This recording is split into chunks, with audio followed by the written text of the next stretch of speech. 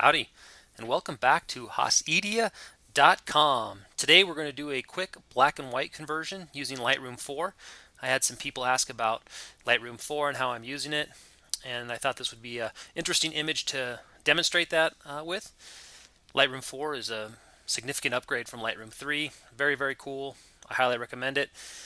So anyways, let's get into this. This is an image I shot at the Frontier State Prison in Rawlins, Wyoming. It's now privately run, tour groups, etc. type thing. But if you're making that rather uninteresting drive between Cheyenne and Salt Lake City on I-80, stop in Rawlins and go to the Frontier State Prison for a tour. Neat place. So I shot this image handheld with a D700 in rather dark available light using a Nikon 24mm 1.4, the glorious lens. Love it. So enough of that. Let's get into the conversion. So this is where we're headed from,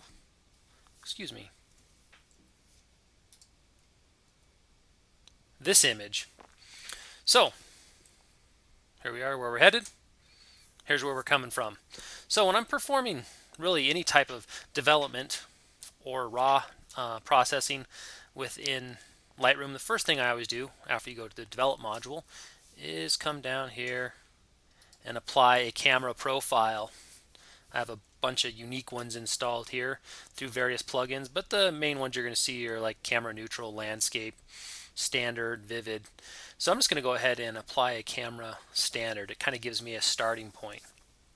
Now you notice I've got a clipping adjustment on here, so wherever it shows blue is where the pixels have gone to complete black. So I can turn that on or off and show you how that's going to unfold here later. So after I apply a camera profile, which gets me going, is I will enable an automatic lens profile correction. So you kind of see the difference there. Adjust some pixels there based on the Nikon profile that's been created for that lens.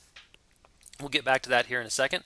So I've applied a camera profile, same camera profile as you're going to see in your camera when you're shooting, but when they're imported, they're in standard Adobe RAW, which I prefer the camera profiles from the manufacturer. And then I went through and did a quick lens correction. So now, I can do a couple things. I can go right to the black and white conversion, or I can adjust the exposure. I'm fairly happy with the exposure as it is at first, so I'm going to go into the black and white conversion.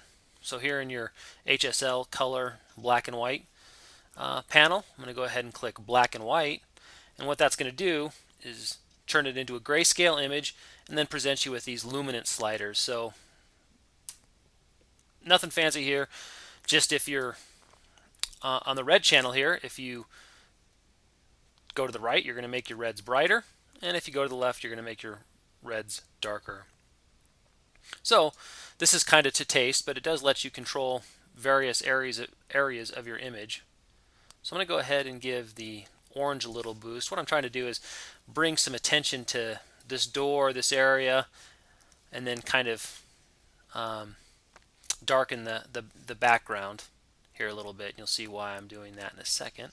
So I just kind of work through, slide, see what I want to do, if there's any significant differences with each slider. Try them up, increase, decrease. Yeah, the blue's getting a little darker because I think those tiles were a little bluish there, so I'm going to go ahead and lower the blue. They get a little wonky if you boost them too far. And then the magenta. I think that's pretty good. So then we'll go back to our exposure now that we've performed and balanced our luminance sliders. So you can then increase to the right or decrease your highlight areas of your image. So I'm going to pop the highlights a little bit. Then I'm going to start dropping the shadows.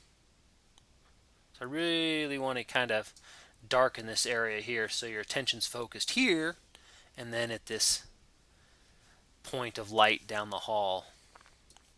So same thing with the whites, you can decrease or increase and boost those up a little bit to the point where they just start to clip. If I were to go a little further, some of these areas here would be blown out to complete white. So if I crank them up and turn on my clipping, you'll see where I've lost information in those pixels. So I'm going to go ahead and bring those down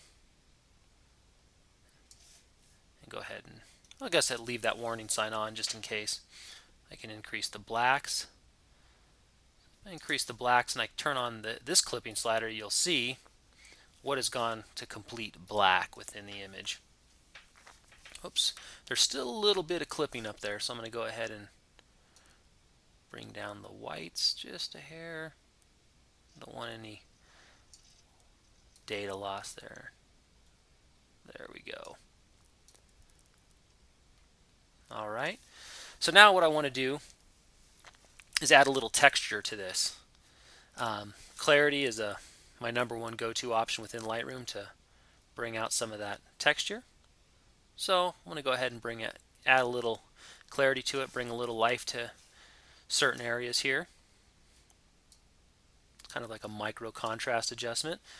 Then I'm going to go ahead and decrease the shadows a little bit. Go ahead and darken a little bit of this. So we've kind of got a pretty good idea of what's going on here, but there's a couple other things I want to do just to kind of refine it a bit. One thing I like to do, and I think this is a great thing, is go all the way down here to the vignetting and give it a little bit of a vignette. See how the edges are darkening a bit? So it's kind of drawing the viewer in just a hair.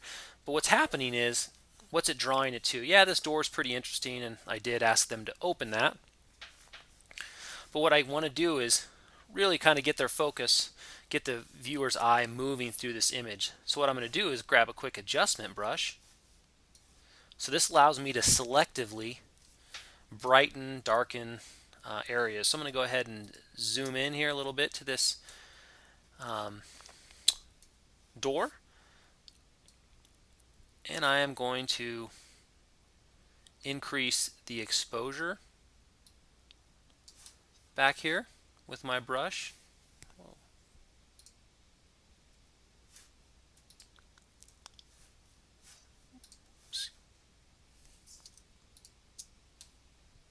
So we've got the exposure increased a little bit. So I'm just going to try to brighten up this area. Brush it on, make sure the crosshairs don't cross the boundaries of this door. So you can see how you can brighten that area up. Go ahead and brighten it up. So, really wish I had the foresight to put somebody in that door and a flash behind them. Would have been way spookier. But I go ahead and brighten that up a little bit, draw the viewer's eye back there. So I can go ahead and do a new brush, and I want to darken this up because I think it's kind of distracting. So in this instance, I could darken the exposure a little bit here. And brush it on. There we go.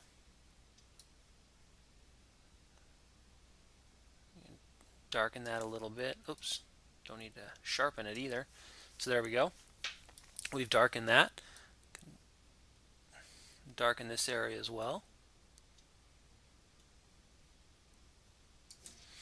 Alright, so I'm going to go ahead and go to a new brush and brighten this area here inside the cell. Give it a little bit of interest, a little more interest, I guess.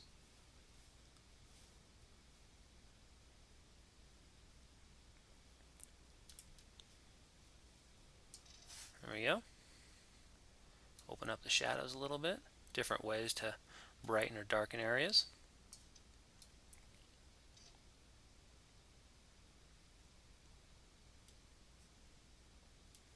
Too much. There we go. And we can go ahead and decrease the sharpness.